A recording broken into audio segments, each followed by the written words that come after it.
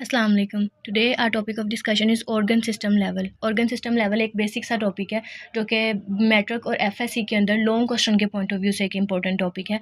और इसके अंदर मैं आपको बताऊंगी कि लॉन्ग क्वेश्चन को अटैम्प्ट कैसे करते हैं।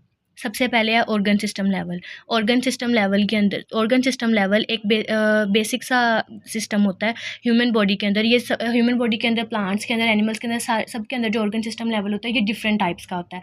हम जो स्टडी करेंगे वो ह्यूमंस के अंदर स्टडी करेंगे। ऑर्गन सिस्टम लेवल ये हायर लेवल होता है बायोलॉजिकल ऑर्गेनाइजेशन में। बायोलॉजिकल ऑर्गेनाइजेशन मतलब ह्यूमन लाइफ के अंदर। ह्यूमन लाइफ के अंदर जो ऑर्गन सिस्टम लेवल है वो सबसे ज़्यादा हायर होता है, क्योंकि इसमें बहुत सारे ऑर्गन्स मिल के काम करते हैं। सबसे पहले इसका बेसिक जो है, बेसिकली शुरू होता है ये सेल्स से। सेल क्या होता है? सेल एक बेसिक यूनिट ऑफ लाइफ है। बहुत सारे सेल्स कंबाइन होते हैं और सेम फंक्शन परफॉर्म करते हैं और टिश्यूज़ बनाते हैं। टिश्यूज़ कंबाइन होते हैं और सेम फंक्शंस परफॉर्म करते हैं और ऑर्गन्स बनाते हैं। डिफरेंट ऑर्गन्स जिनका स्ट्रक्चर भी डिफरेंट होता है और फंक्शनिंग भी डिफरेंट होती है, ये कंबाइन करके ऑर्गन सिस्टम बनाते हैं। और आगे ऑर्गन सिस्टम जब साइमल्टेनियसली वर्क करते हैं तो उसको आगे ऑर्गेनिज्म बनाते हैं। सबसे पहले है इसकी definition. A group of interconnected organs that work together to carry out major body functions. मतलब कि जो ऑर्गन्स हैं ह्यूमन बॉडी के अंदर इंटरकनेक्टेड होते हैं आपस में, एक दूसरे के साथ ग्रुप की फॉर्म में, क्लस्टर की फॉर्म में, और इकट्ठे काम करते हैं और मेजर फंक्शनिंग बॉडी के अंदर परफॉर्म करते हैं, उसको ऑर्गन सिस्टम लेवल बोलते हैं। सेकंड इसकी एक और डेफिनेशन है, a group of organisms that work together to perform specific functions और set of new functions within an organism. मतलब कि किसी भी ऑर्गेनिज्म के अंदर जो ऑर्गेनिजम्स का ग्रुप होता है वो इकट्ठे काम करता है एक ही टाइम में, और एक ही काम में सारे ऑर्गन्स कंबाइन होते हैं, या डिफरेंट टाइम्स में डिफरेंट फंक्शनिंग परफॉर्म कर रहे होते हैं, उसको ऑर्गन सिस्टम लेवल बोलते हैं। नेक्स्ट इसकी कुछ एग्जांपल्स हैं। सबसे पहले है डाइजेस्टिव सिस्टम। डाइजेस्टिव सिस्टम में जैसे हमें लिखा हुआ देख रहे हैं कि ऑर्गन्स जो होते हैं उसमें माउथ, इजोफेगस, स्टमक, इंटेस्टाइन, लिवर और पैनक्रियाज शामिल होते हैं। इसमें रेक्टम और एनस भी शामिल होते हैं। और इंटेस्टाइन में दोनों इंटेस्टाइन फंक्शन परफॉर्म करते हैं डाइजेस्टिव सिस्टम के अंदर, लार्ज इंटेस्टाइन भी, स्मॉल इंटेस्टाइन भी। अब इसकी बेसिक फंक्शनिंग क्या होती है? इसकी फंक्शन होती है break down food and absorb nutrients. मतलब कि जो फूड हम कंज्यूम करते हैं उसकी ब्रेक डाउन करना, उसको हायर पार्टिकल्स से स्मॉलर पार्टिकल्स में कन्वर्ट करना, और उसमें से जो न्यूट्रिएंट्स या जो उसके अंदर से हमें जो भी बेनिफिट्स मिलने होते हैं उसको एब्जॉर्ब करना। अब इसकी डायग्राम में हम जिस तरह देख सकते हैं कि सबसे पहले जो फूड है वो माउथ के अंदर,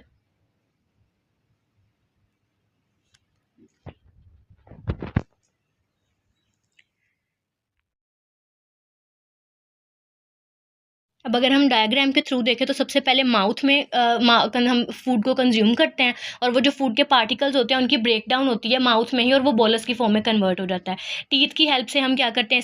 इसके बड़े बड़े पार्टिकल्स को स्मॉल पार्टिकल्स में कन्वर्ट करते हैं, और इसमें स्लाइवरी ग्लैंड्स होते हैं जो कि उसको बोलस में कन्वर्ट करने में हेल्प करते हैं। उसके बाद नेक्स्ट है ईजोफेगस। ईजोफेगस कौन सी है? ये ट्यूब है जो माउथ को इसके साथ, स्टमक के साथ मिलाती है, और जो बोलस होता है वो माउथ के थ्रू उसमें से स्लिप होकर ईजोफेगस के थ्रू स्टमक में चला जाता है। अब स्टमक के अंदर क्या होता है कि pancreas specific kind of acids produce करते हैं, जिसको HCl कहते हैं, हाइड्रोक्लोरिक एसिड। इसके अंदर स्पेसिफिक अमाउंट प्रोड्यूस करते हैं स्टमक के अंदर।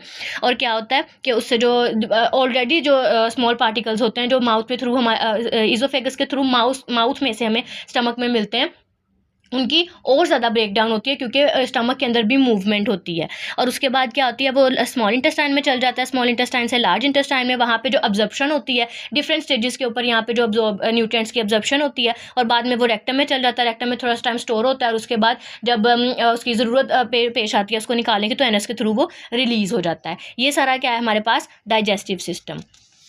इसके बाद नेक्स्ट है हमारे पास रेस्पायरेटरी सिस्टम।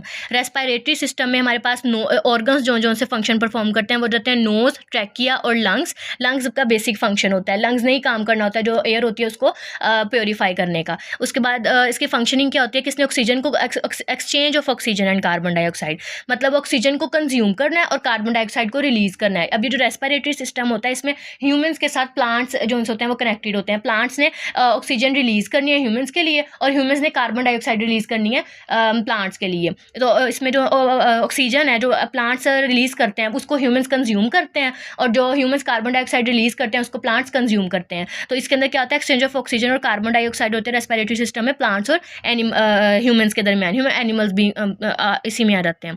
उसके बाद अगर हम इसको डायग्राम के थ्रू समझने की कोशिश करें तो सबसे पहले नोज होती है। नोज से जो एयर होती है वो पास आउट होती है लेरेंक्स में, लेरेंक्स से ट्रैकिया में, और ट्रैकिया से आगे प्योरीफाई होने के लिए वो जाती है लंग्स में। अब लंग्स में जो सारा एक चैनल टाइप स्ट्रक्चर होता है लंग्स के अंदर, उनको क्या कहते हैं हम, ब्रोंकस। अब ब्रोंकस की आगे छोटी सी हमने एक डायग्राम ड्रॉ किया। ब्रोंकस में आगे ट्यूब लाइक स्ट्रक्चर होते हैं जिनको ब्रोंकियोल्स बोलते हैं, और ब्रोंकियोल्स के एजेस पे एल्विलॉय प्रेजेंट होते हैं। बेसिकली इसका काम होता है उसको प्योरीफाई करना, एयर को।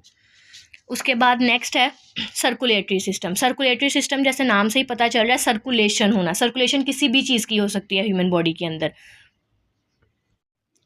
फिर जो गैंग्लिया और नर्व्स वगैरह और बाकी सारे जो न्यूरॉन्स वगैरह होते हैं, न्यूरॉन्स ही बेसिकली ब्रेन और स्पाइनल कॉर्ड से लेते हैं, मैसेज लेते हैं, और वो आगे सारी बॉडी में उसकी एक्टिविटीज़ को परफॉर्म करने में हेल्प देते हैं। उसमें जो ह्यूमन बॉडी होती है उसके अंदर कोऑर्डिनेशन में हेल्प करते हैं।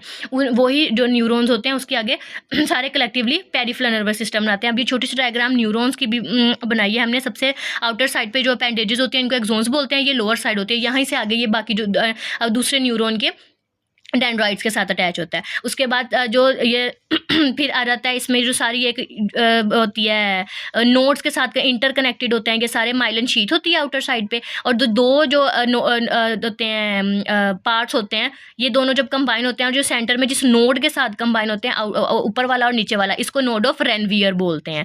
रेनवियर इस साइंटिस्ट का नाम है जिसने ये नोड डिस्कवर की थी, इसके नाम पे ही इन्होंने ये नोड ऑफ रेनवियर इसका नाम रखा था। उसके बाद अगर ऊपर वाली साइड पे देखें तो इसमें सोमा होता है। सोमा ये होता है लिक्विड मटेरियल होता है जिसके अंदर जो न्यूक्लियस है वो एम्बेडेड होता है, और आउटर साइड पे हेयर लाइक अपेंडेजेस होते हैं, उनको डेंड्राइट्स बोलते हैं, और ये भी पेरिफेरल नर्वस सिस्टम के अंदर आता है। उसके बाद आता है रिप्रोडक्टिव सिस्टम। रिप्रोडक्टिव सिस्टम में ऑर्गन्स क्या होते हैं, फीमेल्स के अंदर ओवरीज होती हैं, मेल के अंदर टेस्टिस होती हैं, और अलावा इसके यूट्रस भी इसमें इंपॉर्टेंट रोल प्ले करती है। इसकी फंक्शनिंग क्या होती है कि किसी भी न्यू ऑर्गेनिज्म का इस दुनिया में आना, किसी भी ऑफ स्प्रिंग का प्रोड्यूस होना। रिप्रोडक्टिव सिस्टम एनिमल्स के अंदर भी होता है, प्लांट्स के अंदर भी होता है, ह्यूमन्स के अंदर भी होता है।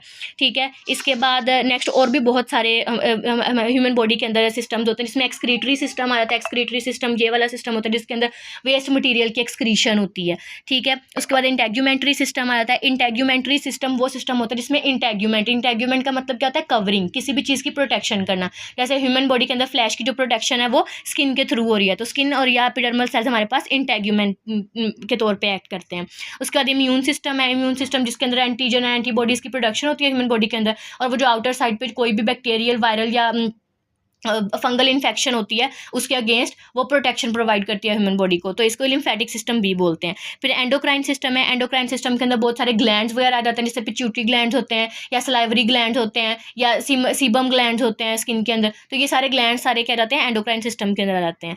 फिर आता है स्केलेटल सिस्टम। स्केलेटल सिस्टम ये वो सिस्टम होता है जिसमें पूरा हड्डियों का जो ढांचा होता है वो आ जाता है, जिसमें स्कल भी आ जाता है, बोन्स आ जाती हैं, ज्वाइंट्स आ जाते हैं, जिसमें आगे बोन्स की भी आगे टाइप्स होती हैं, ज्वाइंट्स की भी टाइप्स होती हैं। ये सब कुछ क्या रहता है स्केलेटल सिस्टम में। उसके अलावा मस्कुलर सिस्टम है। मस्कुलर सिस्टम में मसल्स आ जाते हैं, टिश्यूज जो कंबाइन होते हैं और मसल्स बनाते हैं, ये सारा मसल्स में आता है। और अगर आप इनकी भी या इनकी एलैबोरेट करवाना चाहते हैं तो आप कमेंट में लाजमी बताएं, ताकि मैं इनको भी एलैबोरेट करके आपको बता सकूं।